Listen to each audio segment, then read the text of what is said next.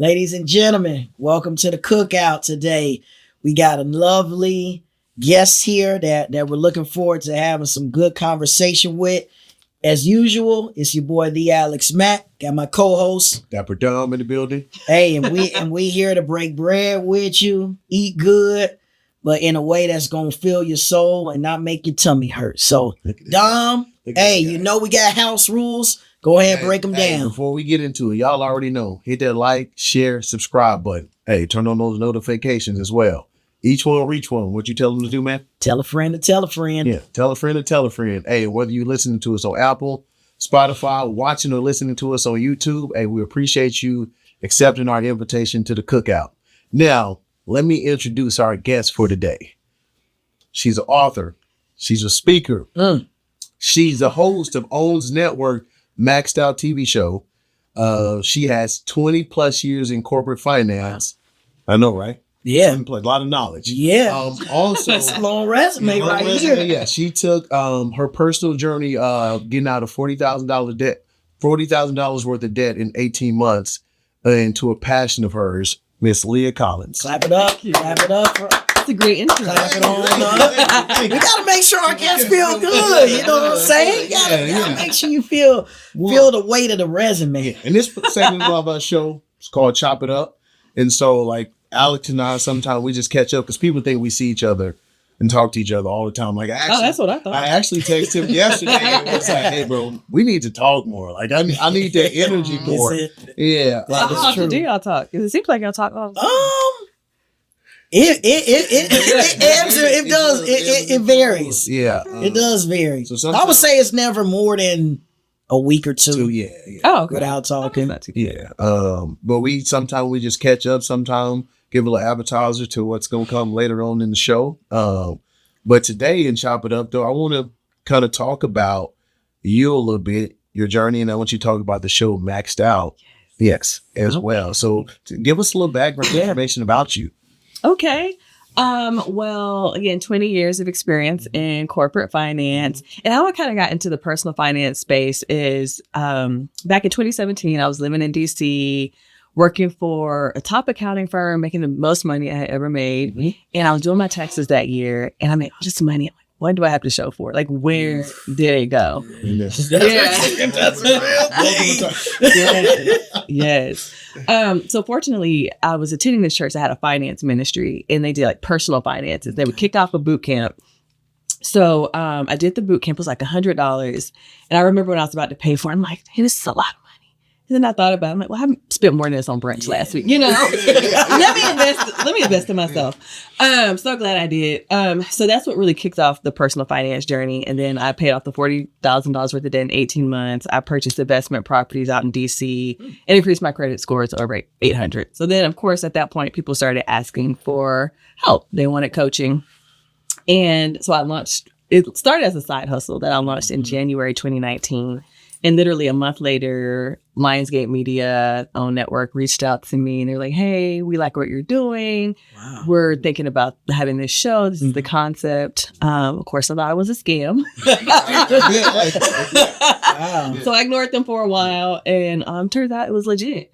And so we did some filming back then. And at that point, Own was bought out by Discovery. Was it? Yeah, Discovery. Yep, yeah, that's correct. And then everything kind of just fell apart. They weren't interested. And then literally in May of this year, I was in my kitchen like praying for this opportunity to come back around. I was like, I'll crush it if it comes back around. 2 days later, they emailed me, hey. Right. And we did some filming, networking, meetings, and then they got greenlit. So about the show, I know it's on Own Network. What other platforms? I know there's other platforms, right, that you can watch. It's streaming on Hulu, HBO Max, and Discovery. Yeah. And when does it come on? It airs, each episode airs, a new episode airs every Saturday at 8 p.m. Central. Yeah. Can you give us like the concept of the show? Like talk a little bit about it. Have you watched the show? I have not watched it yet, but I got it queued up. What are you waiting on? I'm not waiting on that now. We're trying to get a season 2. You have to watch it. Hey, I'm gonna throw the little weight that I have behind it. Yeah, we will get a season 2. Like, we will. And so I'm learning so much about how the ratings work too. I think I may have told you about this.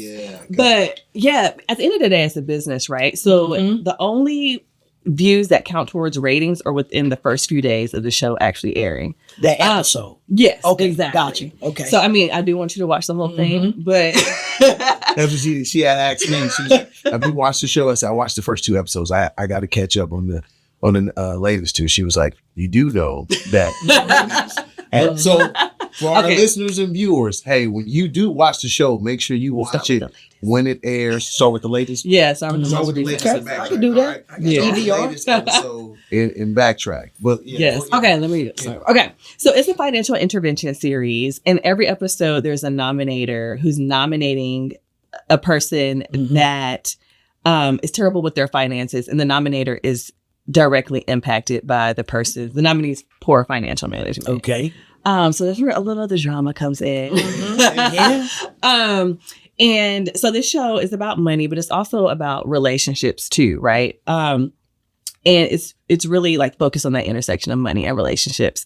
And it's not a high level view of finances. It's not just, spend less, make more. Yeah. We're looking at credit reports, credit scores. There's an episode where we pull up someone's credit report on the screen. We're talking about net worth, debt to income ratios. And one of the things that I hope to get out of this is just really normalizing money conversations and not making it so scary and modeling like what that would look like on TV. Are there, so in whatever you can share with us and kind of working with these people, is there any themes around people that are having issues with money, or it varies all over? Is it, how they grew up, or like what are some of the factors you think could contribute to some of the people that you've worked with that maybe could make someone susceptible to, money management issues? Yeah, I think a lot of it is just how we grew up with money. People didn't talk about it, Yeah. Did your parents talk to you about finances? Did yours? Not really. Exactly. So we're expected to go out into the world, with no financial education. We don't learn it in school. And we're handed these credit cards and just go out into the world and figure it out. So yeah, that's the biggest thing is just people don't know. People didn't grow up with that money mindset. Like with my parents, I think I had an advantage just because my parents were so cheap. My dad especially. Did I tell you about the Everybody Hates Chris thing? So have y'all seen that show? Everybody Hates Chris. That was my dad. Yeah. The father. Turn out that light. Yeah. Yes. That was my dad. Everything. Yes. So I learned to be very frugal, which isn't always the best either. Yeah. And then I remember I was like 6 or 7 years old, and it was time to go back to school shopping. And I didn't get any new clothes. And I asked my mom, like, why can't I have new clothes? And so she sat down and showed me the family budget, like how much my dad was bringing in. Because at the time, my mom was in school, so she wasn't working. And she showed me like everything that was coming out. Yeah. And at the end, there's like $4. So I'm glad she did that. But then it also gave me a scarcity mindset too. So my entire life, I've been scared to spend money up until like 2 years ago. Gotcha. I had this really embarrassing situation happen, and that's when I realized it's okay. Like I can spend money. Little teaser. The episode we watched last night, like I think it's a huge piece in the Black community because one of the sisters was talking about, but they both were talking about like faith, and like we always feel like, hey, God's gonna make a way.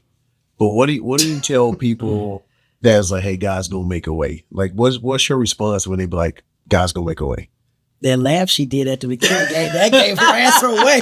That gave her where she about to go. Well, what I told them in the episode was that faith and financial management can coexist, right? Yeah. You can have both. God gave them me. They sent me there. Honestly, yeah. Tell them Real. what to do. And there were so many signs. There were so many signs. But at the end of the day, God gives us a brain. God gives us resources. God gives us a tool. And those are the ways that he sends us help. But yeah, you need to watch that episode. They were my most challenging clients for sure. When you talk about like relationship, how did you grow up? Like I remember I might have been in the 8th grade or 9th grade that I finally went to my mom. I was like, hey mom, are we poor? Because because I had started going and staying at other people's houses and stuff. Oh, See it. yeah. And so, and I was kind of like, And she was like, but my mom always kept us dressed to the nine. And so I'm still going to stay somewhat fly. Yeah. And so I just had this. That may be why you were poor. I'm just kidding. Well, she's slanging it. Hey. But she was like, no, P, we're not poor. She's like, we just don't have money like you think we have money. But but I tell you what I have learned, especially now that my parents are older and talking about like, hey, once we pass away, like we want you to be our attorney over finance and just understand like, no, my parents were diligent and they saved. So they're retired. They're both retired. That's awesome. And so Good for them. yeah. And so so they were smart with money. So I mean, what I would say, they didn't live above their means is what I would say. They made sure we had everything we needed and probably even wanted to as well, but also saved as well. I love that. Yeah. So y'all are already talking about like estate planning, it sounds like. Yeah, because we actually had somebody on the podcast last year. And so and so I was like just trying to get that because my dad was like, hey, I passed away. This is this. I want you to divide this up. I was like, hey, we got to get that in right. Right, yeah. You're going to take my word for it. Like, you might have it coming to me, but they must be like, right. You sure dad said I was just supposed to get this? Hey, I need you to put that in right. They ain't trying to have no beef with the siblings. But yeah, and so I want to jump into what I call like the meat and potatoes of the show is where we talk about the main topic. And I want to get into your thoughts on like New Year's resolutions for finance. I know people have it for like fitness. That I want to talk about. You mentioned credit report, like understanding like your credit report and easy ways to raise it, making a budget, like simple ways to make a budget or apps that are out there. So I'll start with what's your thoughts on like finance, New Year's resolutions and stuff like that? Like, I'm really big into goals and writing them down and putting them somewhere where you can see them. So I have my goals, but I also do a vision board. Do you know what a vision board is? Yeah. I do a vision board every year and I put it on the back door like of my room. Okay. So I can see it every single day. Okay. But yeah, I definitely think people should make financial goals. I do 1 year out, 3 years out, 5 years out, 10 years out, just so you have something to strive to. Like if I don't have something to strive towards, it's hard for me to focus. You know, I'm just all over the place. So absolutely. And then you mentioned credit reports. Every year in January, I pull my credit report. You can go to annualcreditreport.com and pull it from the 3 major credit bureaus. Mm-hmm. Okay. All right. Since you already jumped to credit report. Can you tell people what's bad, what's good, what's bad, fair, good, and excellent, or whatever? And then, do you have some easy tips on ways to increase? Because here's the thing: Black community, mom, dad used to put, they'll put bills in your name, and then and now you got collections that you didn't even know you had. So you was 10 years old, and you know what I'm saying. So like, how do you help? What's easy ways for say me, it's not me. I didn't have that. My parents didn't do that to me. But I do know people that this has happened to. And so break down, like I said, bad, fair, good, excellent. And then what are some easy ways that people can raise their credit score? And one thing before I answer that, I always tell people, especially if you're parents, to freeze your kids' credit. Because you don't want anyone to get a hold of it. Because a lot of people aren't looking at their kids' credit scores, right? No one's checking for that. So they're easy targets because no one's paying attention to it. Yeah. So absolutely do that. If you have kids or plan to have kids. As far as, I knew you were going to ask me that, dang it. So maybe as you're thinking about that, when you say, how do you freeze your kid? Like, is there something you call? Is it Yes. So for adults, it's very easy. Like it takes a minute or two. You just go to each of the credit bureaus and there's a button you push. For children, it's a little more complicated. There's documentation that you have to mail in to the credit bureaus. I forgot all of the exact steps, but it's a lot more complicated. But it's worth it. It's totally worth it. You do it one time and you don't have to think about it. But then what if they come to age? Because I know I've heard some people say like once their kid gets 15 or so, like 16, they'll put them on the co-signer of a car. They don't give them access to the car. They might just use it for gas to build up credit. Just to build up credit.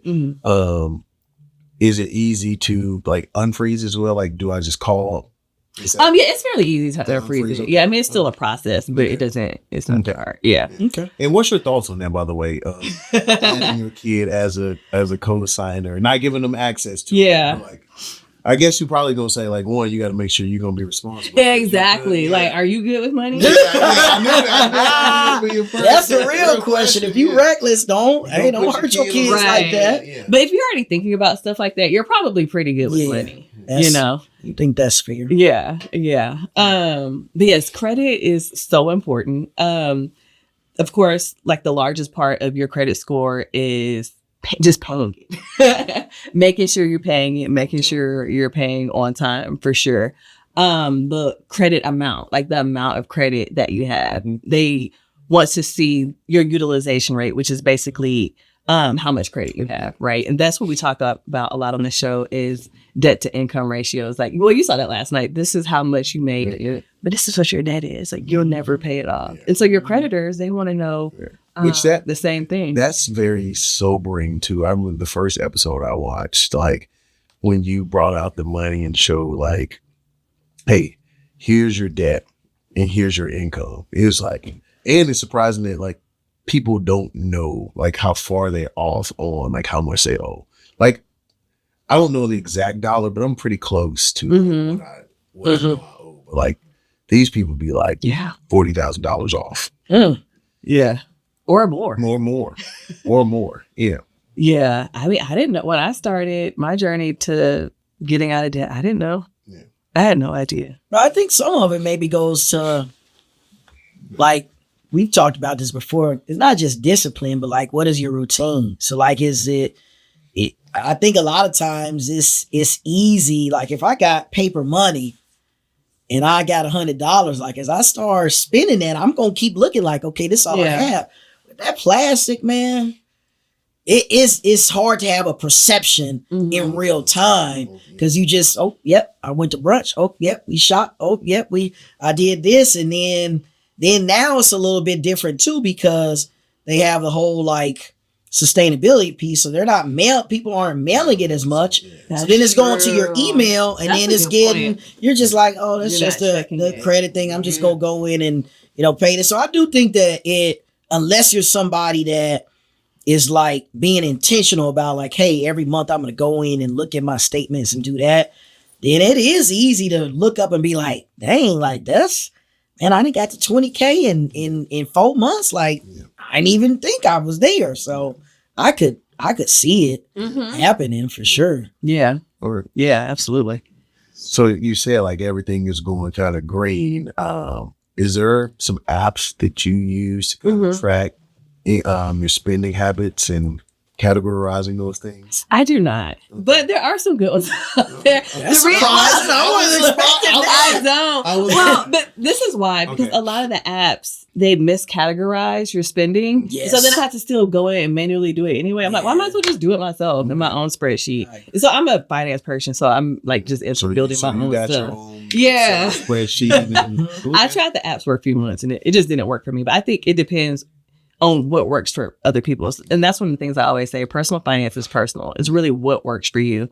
But no, I just use a spreadsheet that I created. But the key is just being consistent, finding something that works for you and being consistent and tracking your spending at least weekly. Say if somebody did like you go the route that you're going, like is there a specific day of the week or time that you was like, hey, on Sunday afternoon from 3 to 4, I'm about to reconcile my spreadsheet. Is that something you do? No, I should. I do it whenever I have time. My schedule is so busy. It changes so often. You're doing a lot. Yeah.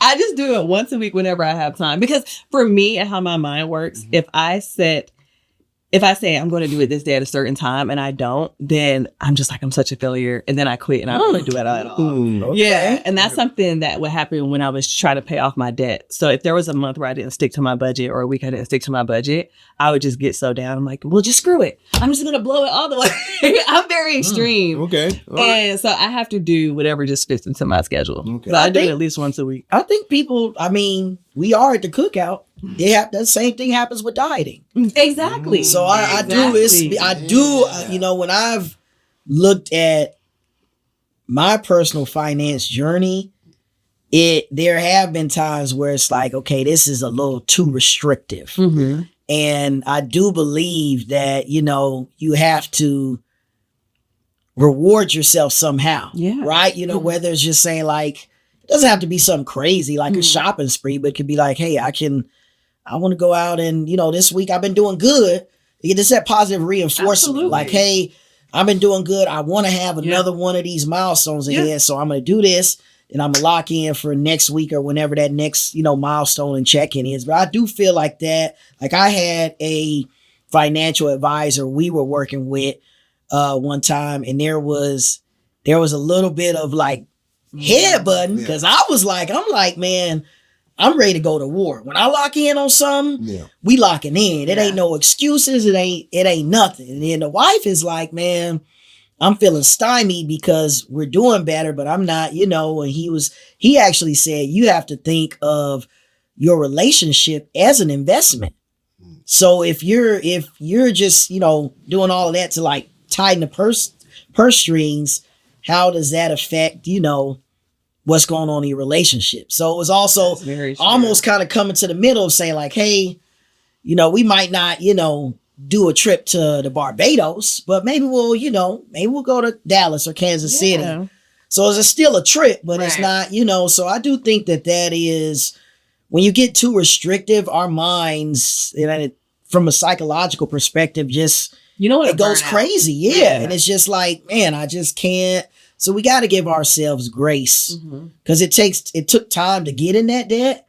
It's going to take time to get out of it. So, 1 week, one miss or 1 week shouldn't, define someone. But yeah, we got the restrictions probably could be too much sometimes. You have to know what your personality. I would assume you got to know your personality. Yeah, you have to know what yourself. You can, deal with. Some people can be like, nope, once I lock in, I'm good. And some people just be like, oh man, I need to get my lattes or whatever it is. You know what I'm saying? I know for sure I'm the person who's not as strict as he needs to be. Like, and that's why I think like that faith piece, when you hear people, especially like the episode we watched last night, like things have always, I think I've mentioned this in the podcast before, like I always felt like things have always worked out for me. So it's like, oh man, like if I go buy this, I know I can go make this up like this right here. That street mentality.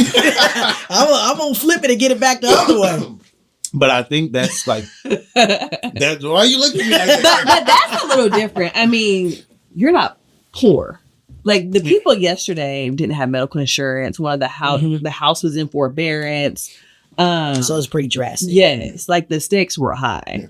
And to your point, I think you should budget for things like fun. Like I would budget for fun, and I would reward myself when I hit certain milestones. And like you were saying, like the lattes, I allow myself to enjoy my life. You know what I'm saying? Like I'll find 1 or 2 guilty pleasures and I'll buy those things. But everything else I had to cut out. Right. For somebody who's never budgeted or never saved, like what's some small practical steps where they can start? Like, where do you tell them to start? Yeah, absolutely. Automation. Okay. So for example, every time I get paid, I have a percentage of that go to a savings account, an account that's separate from my checking, where my checking account is. I don't even see it. I don't even touch it. I forget it's there. And I put it in a high yield savings account because the interest is higher. So that's the first thing. That's the absolute first thing I would do. And pick a goal that's realistic, right? So maybe start out with just $500 or $1,000. I'm talking, I know we in a different tax bracket, but like some people, it might be $5 or $10. Not 500 or 1,000. Well, I mean, like annually. Annually. No, not like from each paycheck. No. Sorry, I'm glad you clarified. Paycheck look good. No, sorry. I'm glad you clarified that. No, so I meant like maybe your annual goal is to save $500 or $1,000. Okay, all right. Now okay. Yes, it's on my social media. every month I post like a challenge where it shows how much to save each month to get to $1,000 or $500 or $5,000 for the year. Which I saved your last one. Okay. Oh, good. Okay. Good. Let me go ahead. Yeah. What's going on? Wait, you don't follow me either? While we in here, tell the people where they can follow you. Tell the people See, where what they had can follow happened was, see, I got the phone out right now. Look, I'm in real time. Better you. Real time. Look, y'all do what he doing in real time. Tell You them can where to follow me on Instagram at the Leah Marie Collins. And we'll put that up too, by the way. All right. So start with something practical, $500, $1,000, whatever that may be. Put it in a high yield. Can you explain to the listeners of you what a high yield and a savings account is? And I've from just a little research I do, I feel like it's easier like with some online banks. Yeah, absolutely. Higher. So can you? Yes. Yes, ma'am. So a high yield savings account is basically an account with a higher interest rate. You get higher interest on your savings. And to your point, there are a lot of good online banks that do that. Yeah. So there's Ally, there's SoFi, or some of the more popular ones. But yes, make sure it goes there. And again, I want to reiterate. Try to do it at a bank that's separate from where your checking is. So it's not so easy to transfer money, In a quickness. It's easy to do. Yeah, it's really easy to do. I will quickly be like transferred. And a lot of people do that. What are your what are your thoughts in terms of like, because I think there's like different levels as well. So I think some people look at it as like I have my, I guess, day-to-day savings, right? Mm-hmm. And then I have something so maybe I can get access to it if needed. So let's call that emergency. Right. Let's call that emergency. Yeah. Mm-hmm. And then you have, high yield savings, which ideally you're not trying to really touch, or maybe you're using it for a goal. Maybe you want to get a down payment to a house or whatever. Like, is there a rule of thumb or just a general thought you think about like the type of savings accounts to have, and then different types of money? Like, not different types of money, but like people say like, hey, you shouldn't just have 10K sitting in your regular savings account because it's not really working for you. You're losing money. Right. Yes. So any thoughts about like the type of savings accounts people should aspire to have, and then, how they should be thinking about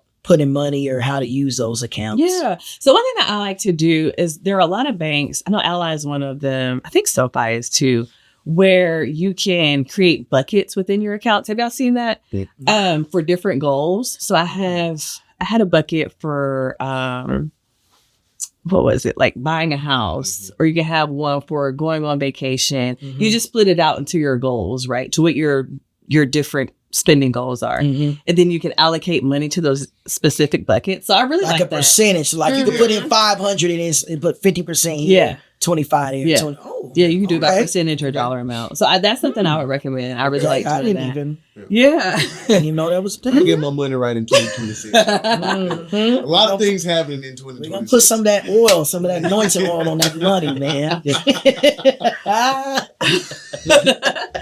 And I also recommend, if you need the money within a year or so, make sure it's in a savings account, right? You don't want to invest that money, because a lot of time, for me personally, I like to have at least a year's worth of savings in my high yield savings account, because that just makes me feel for emergency. Safe. Yeah, that makes me feel safe. Say it then, especially in this job market. The standard used to be like 3 to 6 months, but now just because of the economy and the job market, a lot of financial gurus are saying a year. That makes me feel good, but then a lot of people look at that and they're like, "But that's $100,000, for example, that you're just letting sit there in a high yield savings account that you can invest." Yeah, that may be true, but that's what makes me feel safe. And I have easy access to it. But the point is, if you need it within less than a year, don't invest it. Have it in a savings account. Does that make sense? Yeah. Okay. What do you tell your clients on balancing savings and investing? Like, is there certain, like, hey, if your total incomes or whatever is $50,000, you should save a certain percentage of that, and then a certain percentage should be for investments. Like, do you It depends on their situation. I have to look at their situation as a whole, but there are different frameworks you can use, right? So have y'all heard of the 50-30-20 framework? I am, yeah. So it's, you say 50% of that goes towards your needs. So that's your mortgage, your rent, utilities, things that you need. 30% is towards your wants. And then the other 20% is towards savings or investments. So it's really identifying a framework that works best for you. That one's a very popular one, but for specific clients, I have to know their general overall, because they may make 50,000, but they have, I don't know, 80,000 in debt, right? I may say, we'll focus on paying off the debt versus investing, What's a method or two that you share with your clients on how to pay off debt? Well, when you watch the episode, Yes, ma'am. you'll see that I talk a lot about that. I think I talked about it in the first episode, the first two, the snowball method. Yes. So there's different. Have you heard of snowball method? Yes, I have. Okay. So there's two main methods. There's the debt snowball and the avalanche. Avalanche. Yes, I've heard. So some people say use the avalanche method, and basically what that is just tackle the debt that has the highest interest rate, and pay that down first. The debt snowball is tackle the debt that's the smallest. So you tackle the debt that's the smallest. And then after you pay that off, you take the money that you're pouring towards that. And you're still paying the minimum on the other debts. Let's be clear. Still pay the minimum on the others. And then once you pay off that smallest debt, then you take that money and take it towards the next smallest. And then after you pay that off, you take the money that you were paying towards the first two debts and roll it into the next debt. And the reason I recommend that is because you're constantly seeing small wins. And then that gives you the momentum and you don't burn out and quit. So that's how I got out of debt. My first credit card that I paid off, I think the balance was like $200. I paid that off. I'm like, yay, I'm excited. And then I paid out the next one that was maybe like $1,000 or $2,000. Paid that off. And then I think after that, I tackled my student loans, paid those off. The last thing was my car. And yeah. It's all about those wins. And, It's a psychological thing. Yeah, it is. It really is. Yeah. But I think that's where goals are important, and realistic goals. Smart goals. Yeah. Smart goals we have. Corporate talk. It is. But it's so important though. It really is. No. Especially the realistic, making sure they're realistic goals. Again, it's back to psychological. Like if it's not realistic and you don't hit it, then you just give up. Or at least I do. Do you find a lot of people, like at what point, like is there certain like, hey, I got this goal that I want to save or I want to get out of debt in however many months? Like, is there a time frame when you see where that they give up? What do you mean? Like, I mean, so for instance, I'm a life coach. And so it talks about like, say I have a 12-week program with somebody who wants to lose weight or something like that. They start saying like weeks 4 or 5, start looking for them to start saying like, hey, I'm never going to accomplish this. So they start putting obstacles in their way that doesn't exist. So like, is there, in 2 months down the road, it's like somebody saying they're not saying, like you saying like, oh, forget this. I'm just done. I'm done saying like, is there a time frame was like to look out like, hey, in 2 months you might start to feel like you're getting stagnant, but keep pushing through?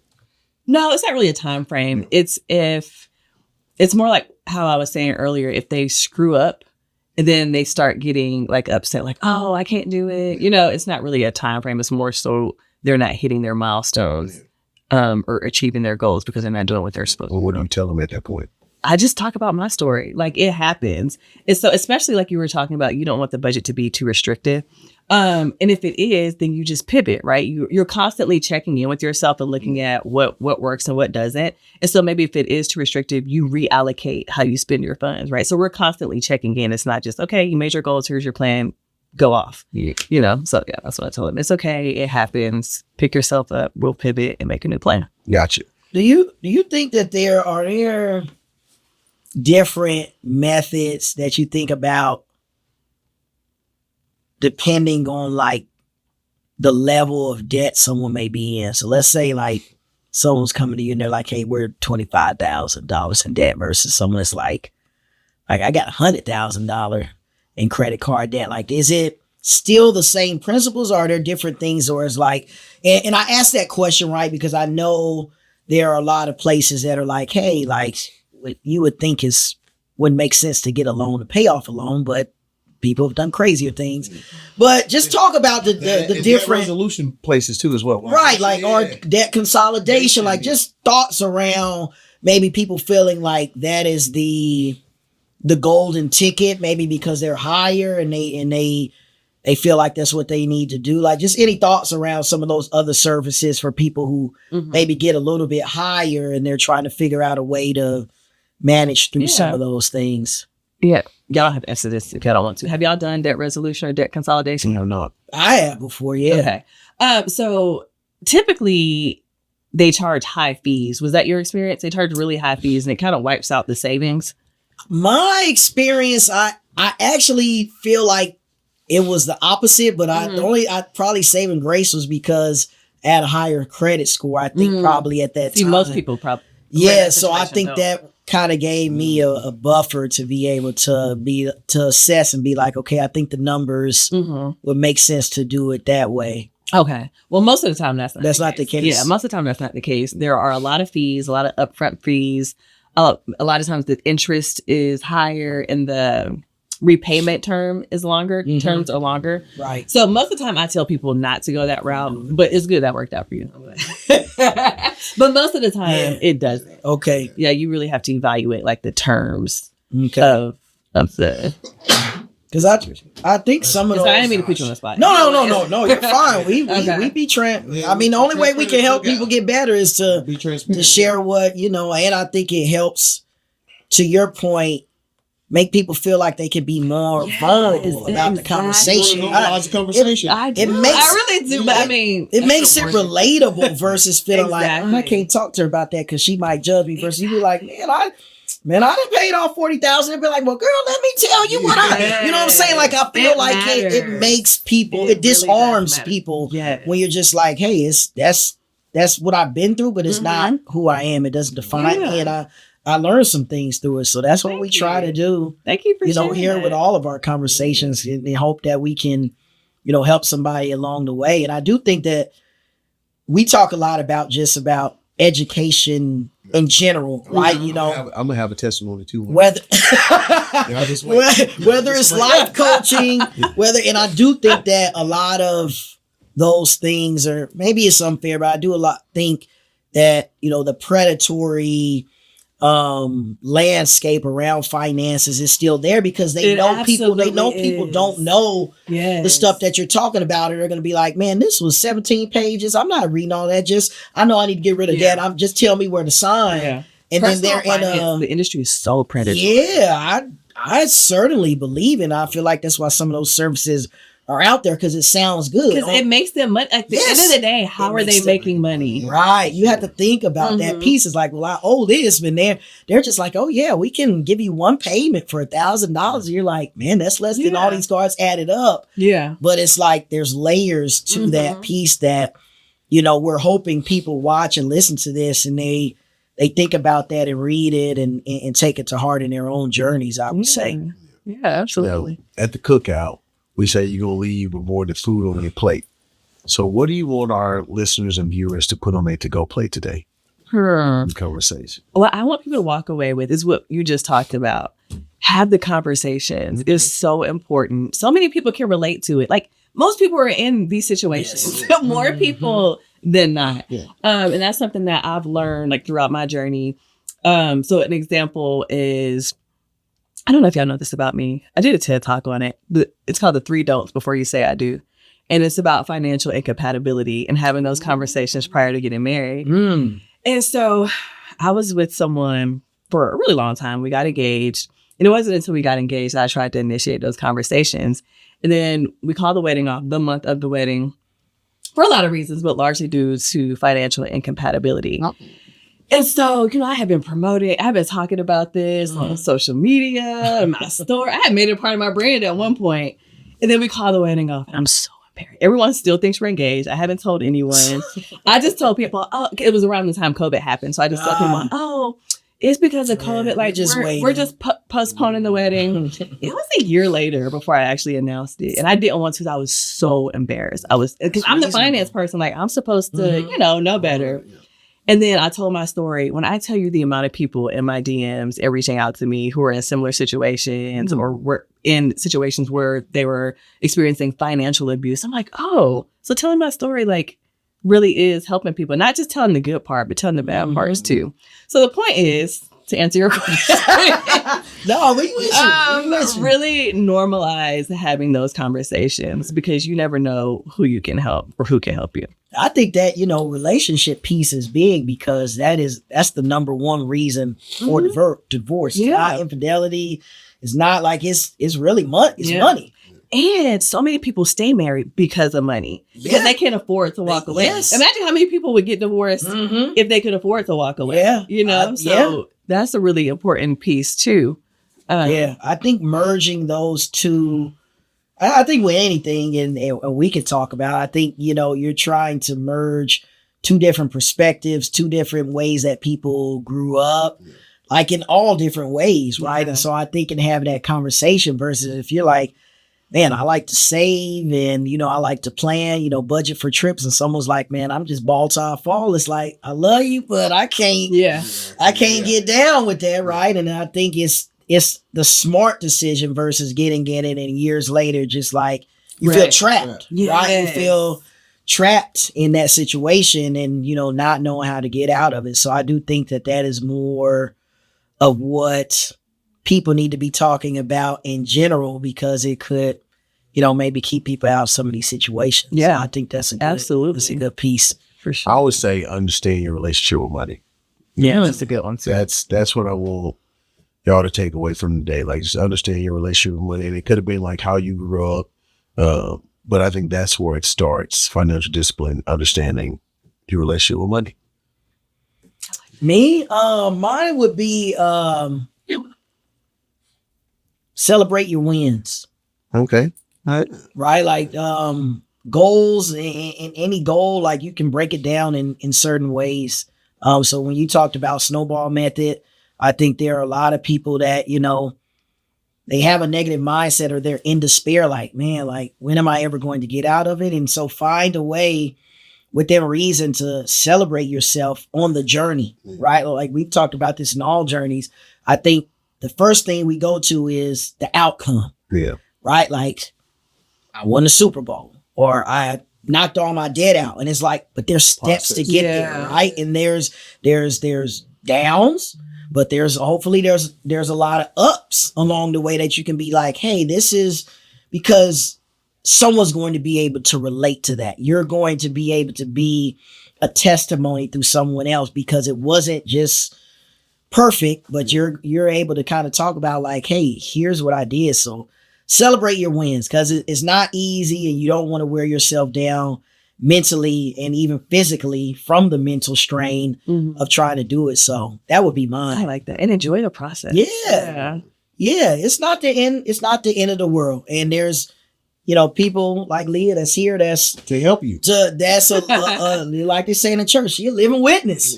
It can be done. Yeah. You know what I'm saying? So there's more people that's like her that have done that. So it's nothing to despair. It's going to take some work. It's going to be a journey, but hopefully you can come out of it and ready to, put something on somebody else. So that'd be mine. Yeah. Well, look, we appreciate you accepting our invitation to the cookout. Yeah, come to sit down with us, talk to us. Hey, I know it's been a little minute, but we back. We about to be more consistent here. We missed y'all just as much as y'all missed us. Wait. Before we go, okay, we gotta let them know where to find you. Because I found you while I was here, but we gotta let the people know where to find you. Tell them where they can find you. You can find me on Instagram at the Leah Marie Collins and my website at leahmariecollins.com. And once again, tell them one more time. Pop the college show. Yes. Talk your stuff. Each episode airs Saturday night, 8 p.m. on OWN, Hulu, HBO Max, and Discovery. And I think it's one of the top rated shows, right? Yes. And right now it is one of the top rated shows on HBO and Discovery. Yeah. So we sit with a star right now. All right. Appreciate y'all. We out.